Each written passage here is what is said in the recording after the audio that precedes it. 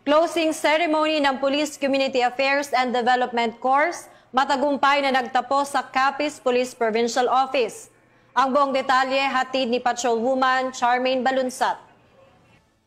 Matagumpay na naisagawa ang closing ceremony ng Police Community Affairs and Development Course sa Capiz Police Provincial Office sa ilalim ng pamumuno ni Police Colonel Albert D. Tapulaw, Provincial Director, nito lamang 23 ng Setyembre taong kasalukuyan na ginanap sa Camp Chudarico C. Apil, Barangay Lanot, Rojas City, Capiz. Dumalo at nagbigay suporta sa nasabing seremonya sina Police Colonel Victorino Romanillos Jr., Chief ng Regional Community Affairs and Development Division, Police Colonel Dante S. Taico, Assistant Chief ng Regional Learning and Doctrine Development Division, Police Colonel Rogelio L. Tumagtang Jr., DPDA ng Capiz Police Provincial Office at Mayor Celeste Escolin ng Bayan ng President Rojas na siyang naging guest speaker sa nasabing pagtatapos. 50 kapulisan ang nagtapos sa nasabing pagsasanay na taglay ang bagong kaalaman at kasanayan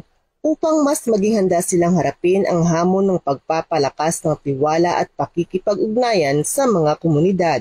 Layunin ng pagsasanay na ito na sanayin ang mga kapulisan sa epektibong pakikipag-ugnayan, pagbuo ng mga programang pangkomunidad at pagpapalakas ng kooperasyon sa pagitan ng kapulisan at mamamayan.